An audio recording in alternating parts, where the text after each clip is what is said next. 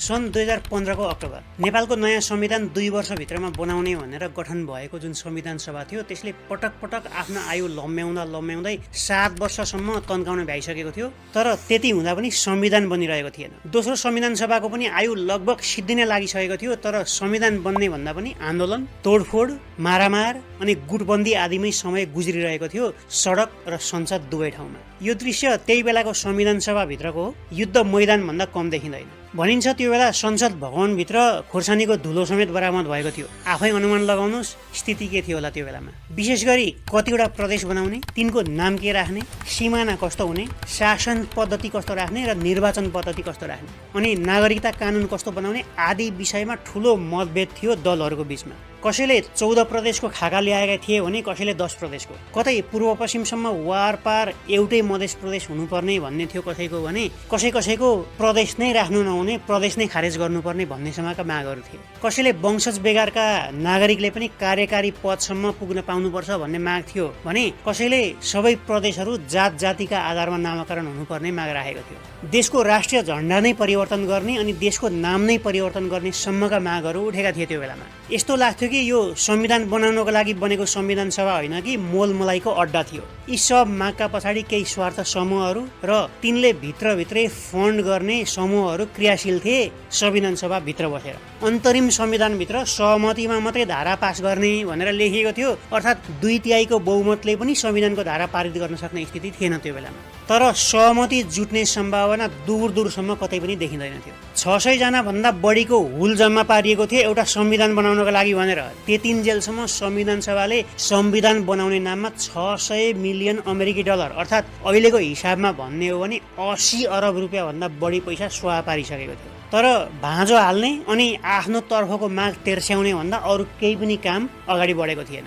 प्रत्येक ठुला साना सबै पार्टीका मुख्य नेताहरू पालै पालो गरेर प्रधानमन्त्रीको कुर्सीमा बस्न भ्याइसकेका थिए। हुनसम्मको भागभण्डा र झगडा देखिसकेको थियो देशले। हुँदा सर्वोच्च अदालतका प्रधान न्यायाधीशसम्म पनि प्रधानमन्त्रीको कुर्सीमा गएर बस्न भ्याइसकेका थिए त्यो बेलामा। सायद नेपालको मात्रै होइन विश्वको भरि नै कमै इतिहासमा पाइन्छ कि सर्वोच्च अदालतका प्रधान न्यायाधीश देशको कार्यकारी प्रधानमन्त्रीको पदमा समेत बसेको यो पहिलो उदाहरण थियो। नेपालले बङ्गलादेश मोडलबाट सिकेको थियो। हुन बाँकी केही पनि थिएन देशभित्र। पहिलो संविधान सभा काम नगरी सकिएर दोस्रो संविधान सभाले पनि आफ्नो समयमा काम गर्न नसकेर उसको पनि मिति सिद्धिने समय एकदमै नजिक आउँदै थियो। परिस्थिति जटिल थियो।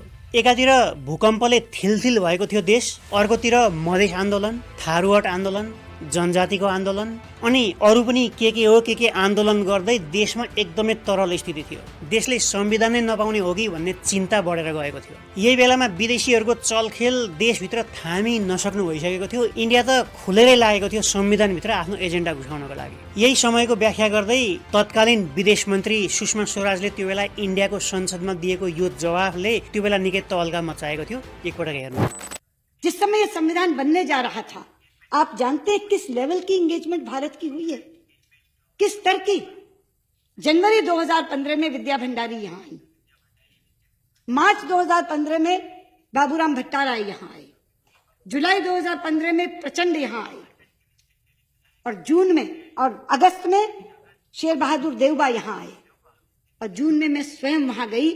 और मैं वहां गई तो केवल इंटरनेशनल डोनर्स कॉन्फ्रेंस में भाग लेके नहीं आ गई, हर एक नेता से मैं मिली और ओली जी से तो मैंने अलग से बात की। अचानक एक दिन नेपालतिर नेपाली कांग्रेस, एमाले, माओवादी र मधेसी जनाधिकार फोरम बीच 16 बुँदे सहमति हुन्छ, जसमा 8 प्रदेशको प्रस्ताव हुन्छ र सबैले सहमति जनाउँछन्। अनि त्यसपछि त्यो प्रस्ताव अलिक पछि गएर 6 प्रदेश अनि 7 प्रदेशमा गएर टुङ्गो लाग्छ, सहमति कायम हुन्छ। तर मधेसवादी दलहरू आफूले भने जस्तो किसिमले प्रदेश नभएको भन्दै आन्दोलनमा उत्रिन्छन्। तर मुख्य 3 दल कांग्रेस, एमाले र माओवादी अनि अरू सानातिना दलहरू भने यसमा सहमति जनाउँछन् र बल्ल केही जादु भए झैँ लाग्ने गरी काम अगाडि बढ्न थाल्छ संसद भवनभित्र, संविधान सभा भवनभित्र। र संविधानका 100 वटा जति विवादित धाराहरू अचानक भट्टाभटी पास हुन थाल्छन्। यस्तो लाग्छ कि अब 2 दिनभित्रमै नेपालको संविधान पारित हुन्छ।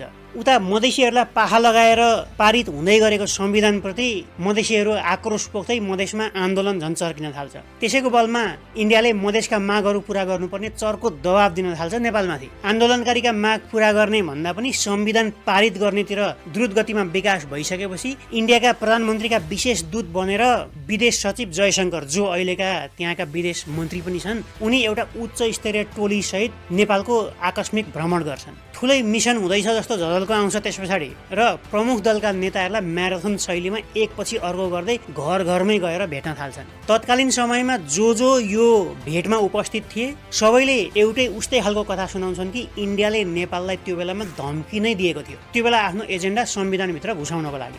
विशेष गरी त्यो बेलामा केपी ओली र प्रधानमन्त्री सुशील कोइरालाले छाती बलियो बनाएको हुनाले मात्रै बचेको हो, नत्र अरू नै केही हुने थियो भन्छन् त्यो बेलामा बुझ्नेहरू। केपी ओलीले त त्यो बेलाको बारेमा मुखै खोलेर बोलेका पनि छन्, यहाँ हेर्नु होला, त्यो बेलामा पत्र पत्रिकामा पनि निस्केको थियो। अनि त्यो लगत्तै इन्डियन एक्सप्रेसले यसको बारेमा एउटा ब्रेकिङ न्युज प्रसारण गर्छ, जसले त्यो बेलामा हङ्गामा नै मचाउँछ नेपालतिर पनि इन्डियातिर पनि, त्यहाँको संसदमा समेत। त्योसँगै इन्डियाको भित्री गेम प्लान जे थियो त्यो छताछुल्ल भएर बाहिर सतहमा आउँछन्। यही घटनालाई रञ्जित रेले आफ्नो पुस्तकमा पनि बताएका छन्। तर त्यो हल्ला मात्रै भएको र सत्य नभएको भन्ने उनको आशय छ। भनिन्छ त्यो बेलामा एस जयशंकरको टिमले नेपालको संविधानमा यो कुरा हाल भनेर एउटा 7 बुँदे लिस्ट दिएको थियो र त्यो इम्प्लिमेन्ट नगरेदेखि इन्डियाले कडाभन्दा कडा कदम चाल्ने धम्की समेत दिएको थियो, जो त्यो बेलाका धेरै इन्डियन पत्र पत्रिकाहरूले र न्युज च्यानलहरूले देखाएका पनि थिए। जे होस्, नेपालले त्यो अर्डर मानेन। फलस्वरूप त्यसको 3 दिनपछि नेपालले भयङ्कर नाकाबन्दी भोग्नु पर्यो, जसको बारेमा हामी सबैलाई थाहा नै छ।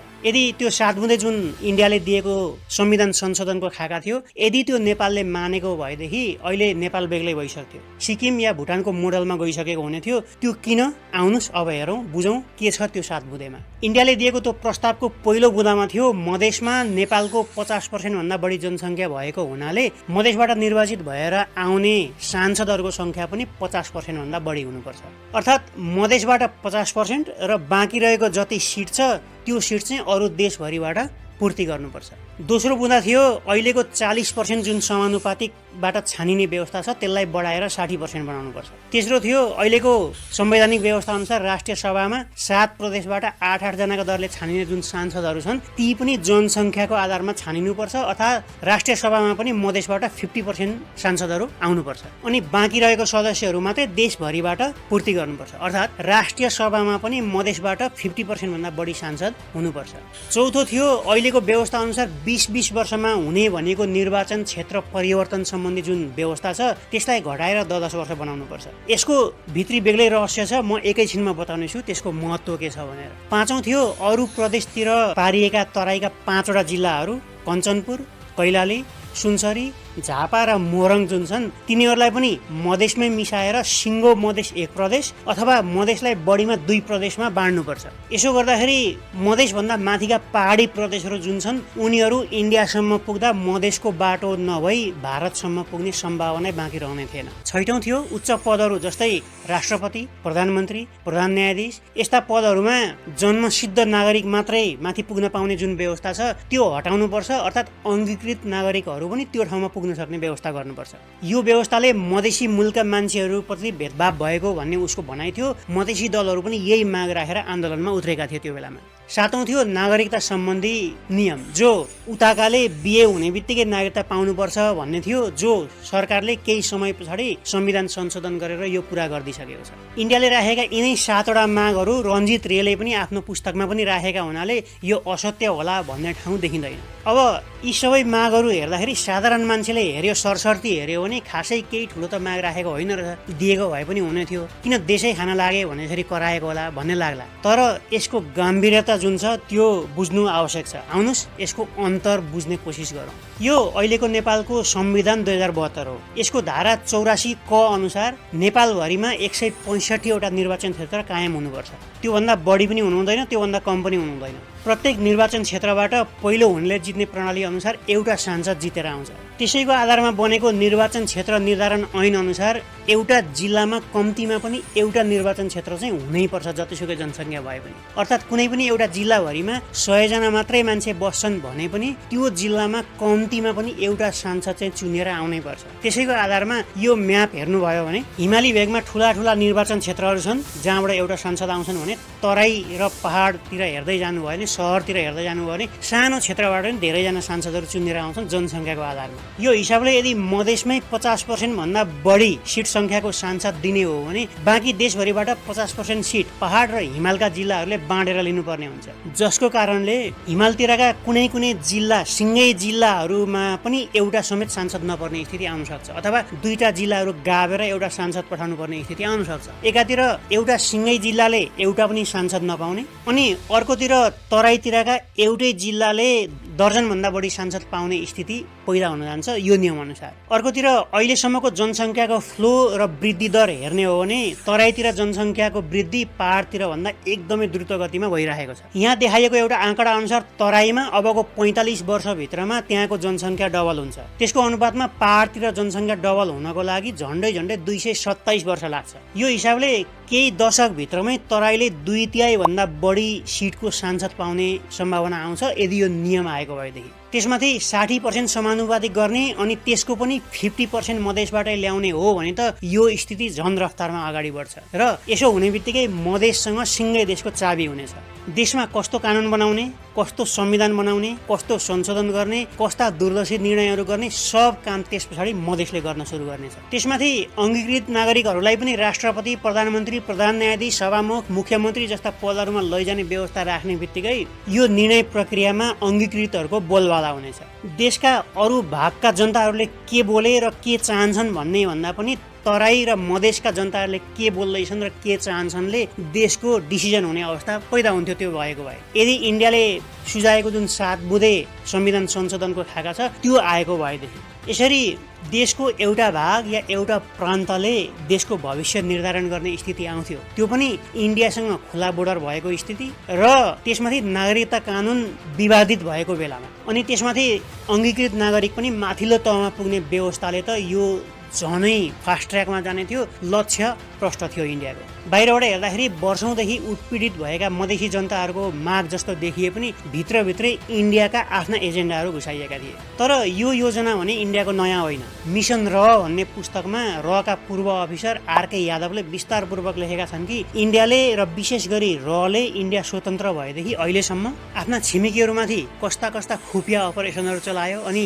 आफ्ना छिमेकी देशहरूलाई फुटाउ र राजगरको स्थितिमा कसरी राख्यो, यो सबको खुलासा उनले त्यहाँ गरेका छन्। त्यही पुस्तकको च्याप्टर 9 मा एउटा स्वतन्त्र देश सिक्किमलाई इन्डियाले कसरी कुन हतकण्डा अपनाएर इन्डियामा मिसायो अनि विश्व समुदाय चुसम्म बोल्न सक्ने स्थिति कसरी पैदा गरायो भन्ने बारेमा पनि लेखेका छन् उनले। सिक्किममा लेन्डुप दोर्जे नामको एउटा छद्मवेशीलाई सिक्किमका जनताको नेताको रूपमा उभ्याइयो। त्यसैको आडमा कानुन र संविधानहरू संशोधन गर्न लगाइयो। जनताको अभिमत बुझ्ने भनेर जनमत संग्रह समेत गर्न लगाइयो र 2/3 जनसङ्ख्याले सिक्किमलाई इन्डियामा मिलाउने भनेर रिपोर्ट पनि देखाइयो। त्यसपछि गएर इन्डियामा सिक्किम मिलेको। यो स्थितिमा पुग्नको लागि इन्डियाले वर्षौंको चलखेल गरेको थियो सिक्किममा। मिसन रमा यी सब कुराहरू बताउँदाखेरि बीचबीचमा नेपालको नि सन्दर्भ जोडिन्छ। धेरै ठाउँमा त्यो पुस्तकमा नेपाल बारे पनि लेखिएको छ। त्यहाँनेर सिक्किमलाई इन्डियामा मिलाइसकेपछि दोस्रो किस्तामा नेपालबाट तराईलाई टुक्र्याउने प्लान थियो इन्डियाको। तर त्यस लगत्तै सङ्कटकाल लागेको र सङ्कटकाल पछाडि भएको चुनावमा इन्दिरा गान्धीले हारेको कारणले मात्रै त्यो सम्भव नभएको भनेर उनले यही पुस्तकमा लेखेका छन्। यदि माथि भनिए जस्तै इन्डियाले दिएको 7 बुँदे जुन संशोधन प्रस्ताव थियो त्यो नेपालले मानेको भए सिक्किममा जस्तै पछि जनमत संग्रह गर्ने स्थिति आयो भने मधेसका जनताहरूले अथवा मधेसीहरूले जे भन्यो नेपालको भाग्य त्यतैतिर जाने निश्चित थियो र कालान्तरमा गएर या त मधेस टुक्रिन्थ्यो या त देश नै इन्डियाको प्रान्त बन्थ्यो या त देश भुटानको मोडलमा जान्थ्यो। तुरुन्तै नभए पनि केही दशक भित्रमा यो काम हुने पक्का थियो। यही घटनालाई रञ्जित रेले यसरी बताएका छन् आफ्नो पुस्तकमा। पूर्वका 3 जिल्ला झापा, मोरङ र सुनसरी केपी ओली र कृष्ण सिटौलाले अनि पश्चिमतिरका कैलाली र कञ्चनपुर 2टा जिल्ला भीम रावल र शेरबहादुर देउवाले कसै गरे पनि मधेसमा मिलाउन नदिने दरो अडान राखेकै कारणले उनीहरूको प्लान सम्भव भएन त्यो बेलामा। त्यो सम्भव नभइसकेपछि ती 5वटा जिल्लाहरूलाई कुनै पनि अरू प्रदेशमा नमिलाइकन केन्द्र शासित बनाउने अथवा राष्ट्रपतिद्वारा डाइरेक्ट शासन गर्ने जिल्लाहरूको रूपमा परिवर्तन गर्ने अथवा घोषणा गर्ने इन्डियाले अर्को सुझाव दिएको थियो। यसको उद्देश्य पनि प्रष्ट थियो, ती 5वटा जिल्लालाई केही समय पछाडि गएर फेरि पनि मधेसमै मिसाउनु। तर त्यो बेलामा एमाले विशेष गरी केपी ओली र भीम रावल अनि नेपाली काङ्ग्रेस विशेष गरी सुशील कोइराला र शेरबहादुर देउवा अनि नेमकिपा जस्ता दलहरू र केही व्यक्तिहरूले साहस देखाएको कारणले गर्दाखेरि यो काम हुन पाएन। यो काम गर्नको लागि ती दलहरूका दोस्रा तहका नेताहरूले पनि ठुलै समर्थन गरेको कारणले 2/3 बहुमतले यो संविधान इन्डियाले चाहे भन्दा विपरीत ध्रुवमा गएर पारित भएको is that political gerrymandering has been done in a way that of the 20 provinces in the Tarai, only 8 of them have been given a statehood where the Madhesis have a clear majority. Okay.